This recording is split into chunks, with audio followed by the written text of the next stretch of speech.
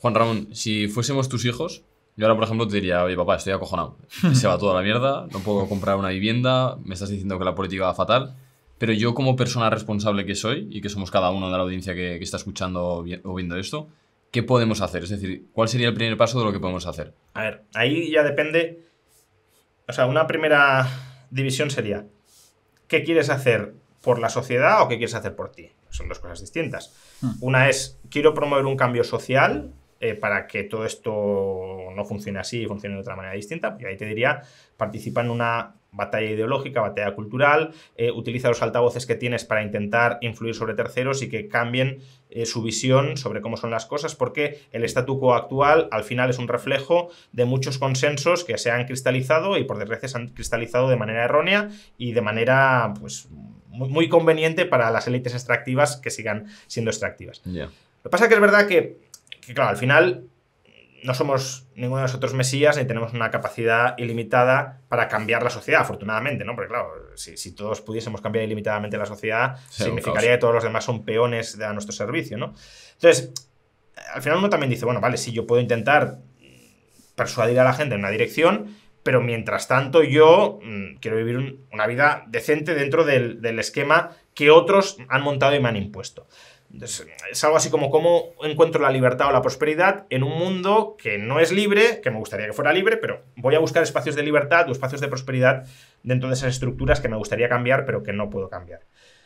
Pero bueno, ahí hay de nuevo varias cuestiones, ¿no? Una es... o sea, los dos principios que yo diría que son básicos para tener maniobrabilidad y tener cierta autonomía dentro de estos sistemas es tiempo y conocimiento. Vale. ¿Tiempo por qué?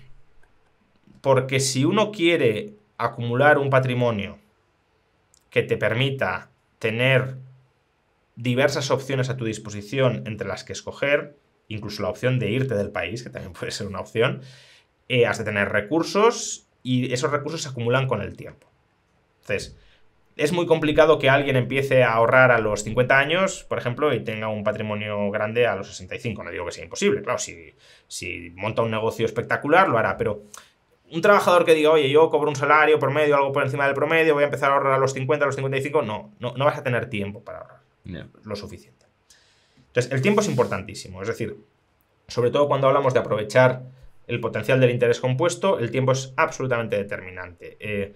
5 años, empezar a lo mejor a ahorrar o a adquirir conocimientos, ¿no? Porque al final también empiezas a ahorrar en función de cuándo has empezado a adquirir conocimientos, ¿no? Pero empezar a ahorrar a los 25 en lugar de a los 20, perder 5 años puede significar que un mundo de diferencia. Quiero decir,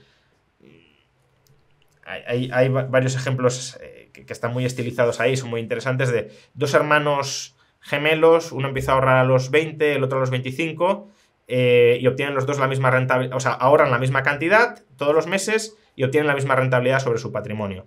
El que empieza a los 20 deja de ahorrar a los 25 y a partir de ahí solo reinvierte lo que va consiguiendo sobre su patrimonio. Y el otro empieza a ahorrar a los 25 y está ahorrando mes a mes hasta los 65 y obteniendo la misma rentabilidad. Bueno, pues termina teniendo más patrimonio el que empezó a ahorrar a los 20 y solo ahorró 5 años y a partir de ahí ya solo reinvirtió, que el que está de los 25 a los 65 años ahorrando todos los años a esa rentabilidad, ¿no? Entonces, el tiempo es fundamental. Empezar antes, lo antes posible, estar preparado lo antes posible es fundamental. Y lo otro es el conocimiento, claro. No puedes lanzarte a ahorrar, bueno, ahorrar casi sin conocimiento, ¿no? Porque es una actitud bastante, en general, virtuosa que, bueno, intuitivamente creo que todos podemos ver las ventajas que puede llegar a tener. Pero, desde luego, no a invertir, a seleccionar activos a los que dirigir tu ahorro si no tienes unas mínimas nociones sobre cuáles son esos activos, cuáles son las ventajas, los inconvenientes, cómo encaja toda la composición, porque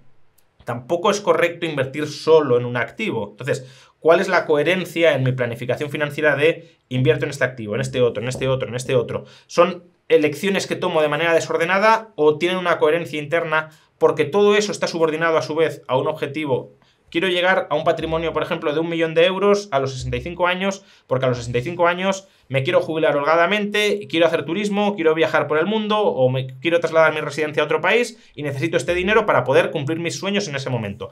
¿Cómo tengo que llegar a ese patrimonio? ¿Qué rentabilidad tengo que obtener desde que empiezo a ahorrar? ¿Qué riesgos quiero asumir o no quiero asumir para llegar a ese objetivo? ¿Estoy dispuesto a perderlo todo? ¿Estoy dispuesto a perder una parte? ¿Estoy dispuesto a asumir una volatilidad que un año me baje un 60% del patrimonio y el otro me suba un 20%? ¿Quiero estar expuesto al riesgo de que España vaya muy mal? ¿O me quiero proteger también frente a ese riesgo? Todas esas decisiones que son determinantes de nuestra estrategia de inversión, claro, tenemos que ser conscientes de que existen, o sea, que eso son decisiones que hay que tomar y que se toman a través de la selección de distintos tipos y categorías de activos.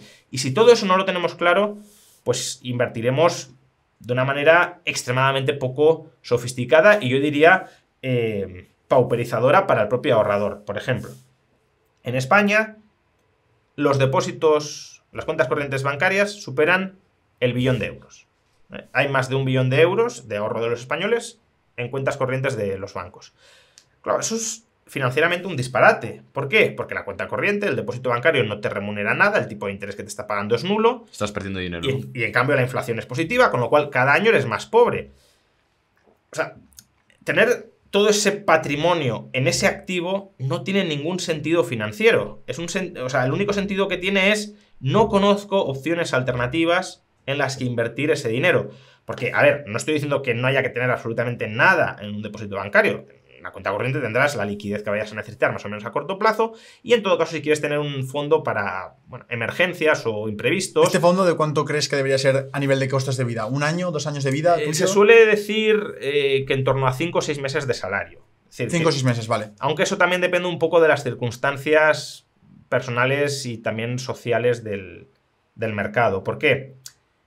Claro, en una economía que en 5 o 6 meses, como mucho, encuentres empleo, pues bueno, si te quedas desempleado, tienes 5 meses y durante ese tiempo, más el subsidio que puedas recibir, etcétera, pues te puedes manejar, no deterioras tu nivel de vida. Y claro, pero claro, si en una economía puedes tardar 2 años en encontrar empleo, a lo mejor necesitas más. Pero bueno, 5 o 6 meses de salario ahorrado, más o menos en liquidez, yo creo que es una buena aproximación. Y el problema, claro, de España es que muchísima gente ni siquiera tiene 5 o 6 meses de salario en todo su patrimonio. Ya no digo en liquidez, sino en todo su patrimonio, ¿no? Pero bueno, en cualquier caso, ¿tiene sentido tener algo de liquidez? Por supuesto. Ahora, sí. Todo en liquidez no tiene ningún sentido. Exacto. Entonces, ¿por qué todo el mundo lo tiene? ¿O por qué mucha gente tiene muchísimo en liquidez? Porque no conoce alternativas o las conoce insuficientemente como para atrever a explorar esas alternativas. Entonces, claro, si no las conoces o no te atreves a explorarlas, pues obviamente te vas a quedar en liquidez. Bien. Entonces, por eso digo que la formación es absolutamente crucial para adentrarte en esos mares que de entrada te son desconocidos. Y cuando hablo de formación tampoco me refiero a una formación súper sofisticada, ¿no? No se trata de que todo el mundo tenga un grado o un doctorado en finanzas, es absolutamente innecesario. Pero sí tiene que tener unas nociones financieras básicas, elementales, que ya digo, le permitan reconocer cada tipo de activo, cuáles son sus características, cuál es su potencial, cuáles son sus riesgos y cuáles son las ventajas a la hora de componer tu patrimonio.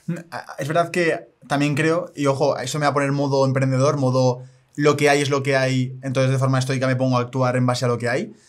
Veo también un poco no sé, un vivir por encima de tus expectativas. Es decir, la realidad es la que es, es que los centros de las ciudades cada vez son más ridículos a nivel de alquileres, etc.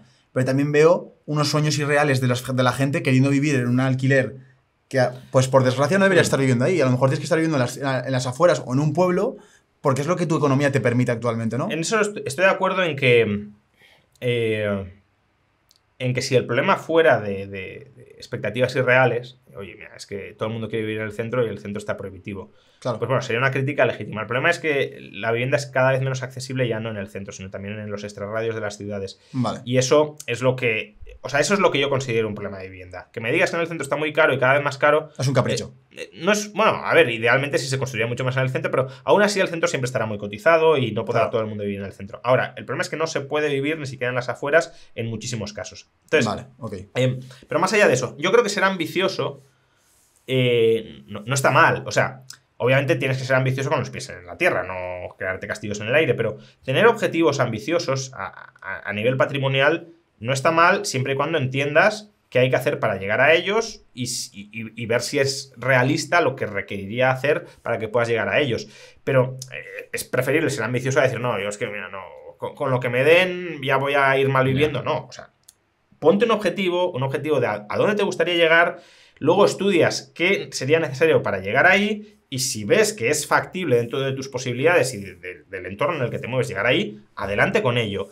Y si no, obviamente tendrás que rebajar tus expectativas de futuro, pero de entrada no le exijamos o no le pidamos o no empujemos a la gente a... Bueno, pues conténtate con lo que haya. No, ten hambre de ambición futura. Y ambición en sentido amplio, porque la ambición no tiene por qué ser solo tener dinero. El dinero, en todo caso, es un medio para poder realizar otras de tus metas que son probablemente más importantes que las de tener dinero. Pero insisto, todo nace de la educación, totalmente. Tiempo y formación, educación, para entender todo ese proceso y poder ejecutarlo con contundencia.